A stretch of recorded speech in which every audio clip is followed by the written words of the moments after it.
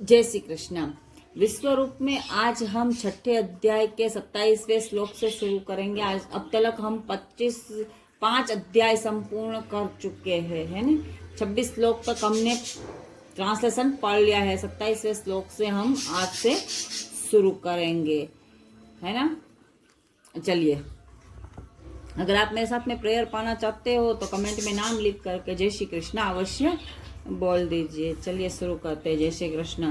क्योंकि जिसका मन भली प्रकार शांत है, जो पाप से रहित है और जिसका रजोगुण शांत हो गया है, ऐसे इस सच्चिदानंद धन ब्रह्म के साथ एक ही भाव हुए योगी को उत्तम आनंद प्राप्त होता है। वह पाप रहित योगी इस प्रकार निरंतर आत्मा को परमात्मा में लगाता हुआ सुख पूर्वक परब्रह्म परमात्मा की प्राप्ति रूप अनंत आनंद का अनुभव करता है।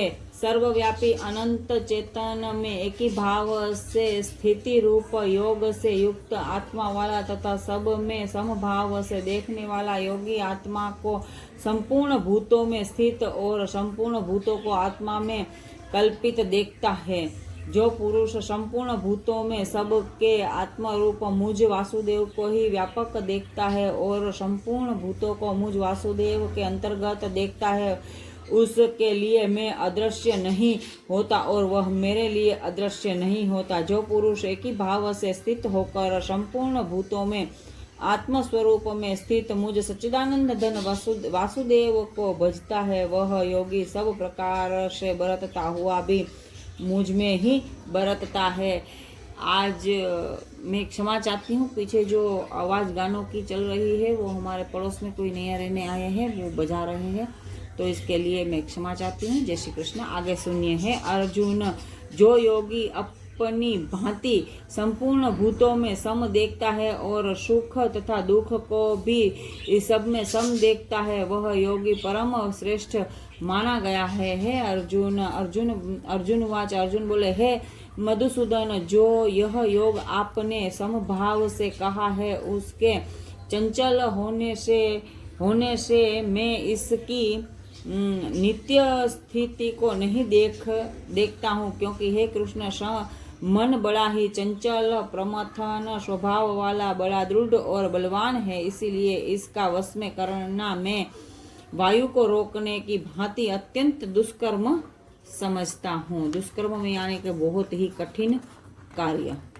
श्री भगवान वाच, श्री भगवान बोले, हे महाबाहो, निसंदेह मन चंचल और कठिनता से वश में होने वाला है, परंतु हे कुंती पुत्र अर्जुन, यह अभ्यास और वैराग्य से वश में होता है। जिसका मन वश में किया हुआ नहीं है, ऐसे पुरुष द्वारा योग दुष्प्राप्य है, और वश में किए हुए मन वाले प्रयत्नशील पुरुष द्वारा साधन में उसका प्राप्त होना सहज है। यह मेरा मत है। अर्जुन वाच, अर्जुन बोले, हे कृष्ण, जो योग में श्रद्धा रखने वाला है परंतु संयमी नहीं है, यह इस कारण जिसका मन अंतकाल में योग से विचलित हो गया है, ऐसा साधक योगी सिद्धि को अर्थात के भगवत साक्षात्कार को न प्राप्त होकर किस गति को प्राप्त होता है। महाबाहो, क्या वह भगवत प्राप्ति के मार्ग में मोहित और आश्चर्य रहित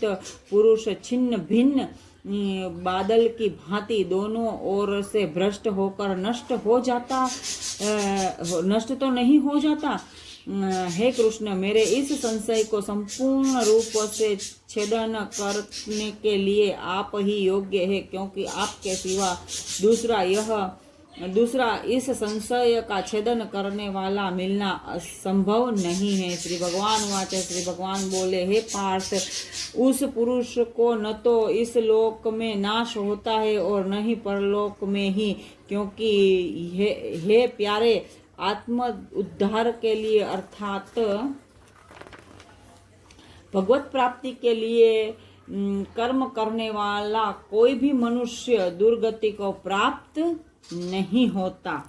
योग भ्रष्ट पुरुष पुण्यवानों के लोकों को अर्थात के स्वर्ग आदि उत्तम लोकों को प्राप्त होकर उसमें बहुत वर्षों तक निवास करके फिर शुद्ध आचरण वाले श्रीमान पुरुषों के घर में जन्म लेता है, अथवा वैराग्यवान पुरुष उन लोकों में न जाकर के ज्ञानवान योगियों के ही कुल में जन्म लेता है, परंतु इस प्रकार का जो यह जन्म है सो संसार में निसंदेह अत्यंत दुर्लभ है। परमात्मा ने क्या कहा कि भगवत प्राप्ति के लिए किया गया यत्न कभी व्यर्थ नहीं जाता। ये मेरा मत नहीं है, ये मैं नहीं कहती, ये भगवान श्याम सुंदर मुरलीधर अपने मुखारविंद से अध्याय नंबर 6 के 40वें श्लोक में कहते हैं कि भगवत प्राप्ति के लिए कर्म करने वाला कोई भी मनुष्य दुर्गति को प्राप्त नहीं होता। दुर्गति अर्थात के खराब गति को प्राप्त नहीं होता। किसी भी रूप में आप अगर भगवान का नाम स्मरण करते हो तो कोई दुख आपको टच नहीं करता, आप दुर्गति को प्राप्त नहीं होता। दुख का संबंध यहाँ पर आत्मा से रिलेटिव करना। शरीर को तो दुख, अपन संसार में रहते हैं तो सुख और दुख तो दोनों पहलू होते ही है, लेकिन उस आत्मा से रिलेशन में समझना ये सारी बातें। ठीक है, चलिए आगे पढ़ते हैं। जय श्री कृष्णा। वहाँ उस पहले शरीर में संग्रह किए हुए बुद्धि संयोग को अर्थात सम बुद्धि रूप योग के संस्कारों को अनायास ही प्राप्त हो जाता है, और है कुरुनंदन उसके प्रभाव से वह फिर परमात्मा की प्राप्ति रूप सिद्धि के लिए पहले से भी बढ़कर यत्न करता है। जो आप इस जन्म में कर्म करते हो वो आपको पुनः दूसरे जन्म में प्राप्त होते हैं, और उस जन्म में आप दृढ़ता पूर्वक फिर से पुनः परमात्मा को प्राप्त करने के लिए प्रयत्न करते हो।